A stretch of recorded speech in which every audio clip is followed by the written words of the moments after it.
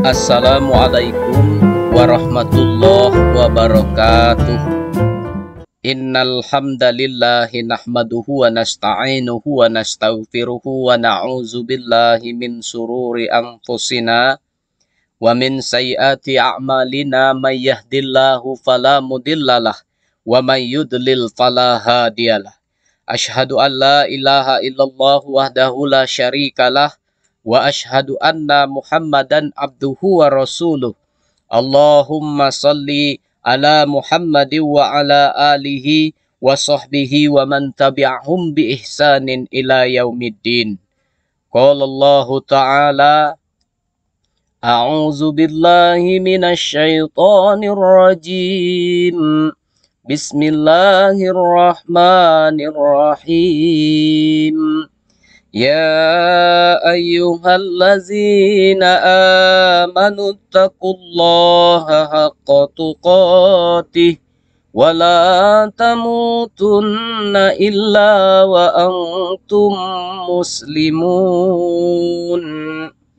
Masyiral muslimin rahimakumullah.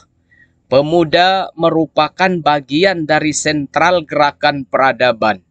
Pemuda adalah simbol dari perubahan. Namun bukan semata perubahan, lebih tegasnya adalah perubahan yang berdasarkan kecemerlangan akal pikiran dan semangat juang yang berkobar bak api yang membara. Bila kita menilik pemuda di dalam Al-Quran dan hadis, maka sekurang-kurangnya terdapat 4 yang dapat dirujuk. Di antaranya yakni fata, fityah, sabab, dan syab. Pada term-term tersebut disebutkan nama-nama spesifik yang ditunjuk sebagai seorang pemuda. Antara lain, pertama, Nabi Yusuf, seorang pemuda yang tampan, yang memikat seorang istri raja, Imra'ah al-Aziz, dalam Quran surah Yusuf ayat 30. Kedua, seorang pemuda yang menemani Musa dalam perjalanannya.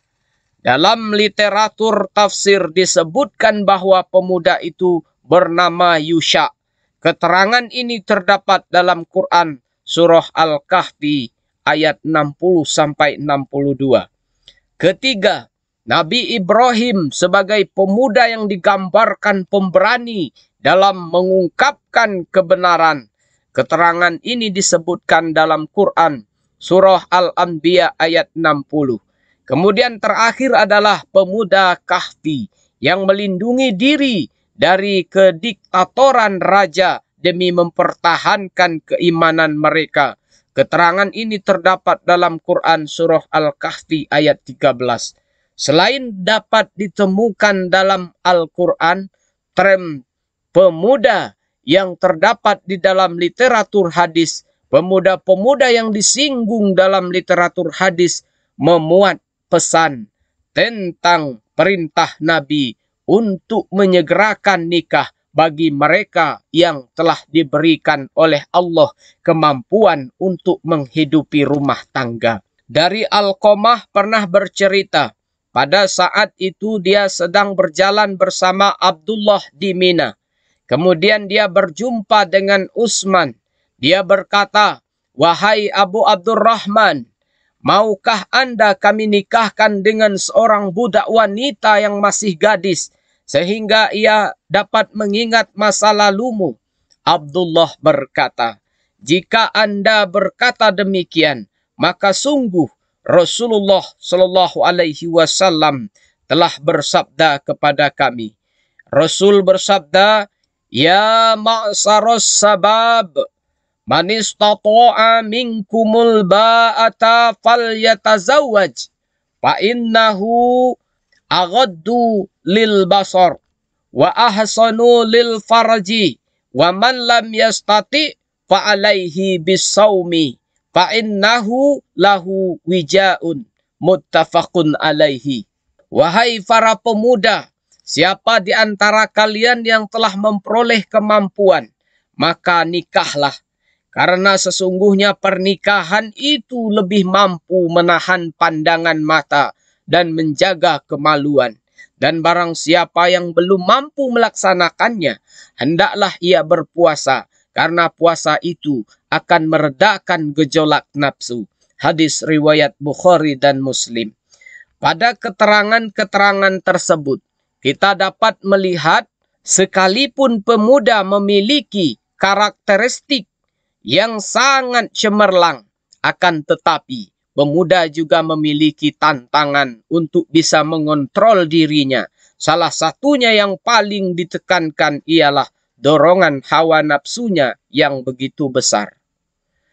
Maka pemuda harus bisa menjaga dirinya dari perbuatan-perbuatan yang dapat menjerumuskannya pada lubang kesengsaraan, kemaksiatan, dan jauh daripada petunjuk-petunjuk Allah, menjadi pangkal dari munculnya pemuda-pemuda yang jauh dari nilai agama. Sebagaimana nasihat Nabi Muhammad SAW kepada Ibnu Abbas untuk memanfaatkan dan mempergunakan masa mudanya sebelum datang masa tua. Sabaka qabla haramika. Hal ini turut menunjukkan pentingnya masa muda untuk dimaksimalkan sebaik mungkin, sebab terdapat 4 kualitas yang akan berkurang seturut dengan datangnya masa tua. Keempat kualitas tersebut dapat kita rujuk pada karakter-karakter pemuda sebagaimana yang telah disebutkan dalam Al-Quran sebelumnya. Berdasarkan ayat-ayat tersebut terdapat 4 kualitas khas yang dimiliki seorang pemuda, antara lain gairah dan karisma yang begitu segar. Yang kedua, semangat dan daya juang yang masih bergelora. Yang ketiga, keteguhan memegang prinsip. Kemudian yang keempat, kecerdasan dan daya kritis yang tajam. Keempat kualitas ini hendaknya digunakan pemuda untuk mendedikasikan dirinya pada peribadatan kepada Allah Subhanahu wa taala. Namun bukan semata pada bentuk peribadatan yang bersifat ubudiyah saja, melainkan ibadah dalam bentuk muamalah. Sebab pemuda-pemuda yang bisa mendedikasikan hidupnya di jalan Allah Subhanahu wa taala, fokus pada orientasi untuk mengejar rahmat Allah, sehingga setiap tindak tanduknya tidak dimaksudkan selain karenanya. Sebab banyak di antara pemuda-pemudi yang berdaya itu justru hanya untuk kepentingan dirinya sendiri, dengan bersikap ria dan angkuh. Nauzubillah min zalik. Rasulullah Shallallahu Alaihi Wasallam bersabda, Inna akhwafa ma akhafu alaikum asyirkul asgharu ar-riya'u, akhrajahu Ahmadu bisanadin hasan. Sesungguhnya hal yang paling aku takuti menimpa kalian ialah syirik kecil, yaitu riya. Hadis riwayat Ahmad dengan sanad yang hasan. Oleh karenanya pemuda Islam harus berpegang teguh pada orientasinya kepada Allah semata. Pentingnya untuk tidak berlaku syirik kepada perilaku syirik kecil seperti ini. Pesan Luqman pada anaknya sangat relevan dalam menyikapi hal ini. Allah Subhanahu wa taala berfirman, Bismillahirrahmanirrahim. Wa iz qala Luqmanu li ibnihi wa huwa ya'izuhu ya bunayya la tusyrik billah inna syirka la zulmun azim. Dan ingatlah ketika Luqman berkata kepada anaknya di waktu ia memberi pelajaran kepadanya, hai anakku, janganlah kamu mempersekutukan Allah.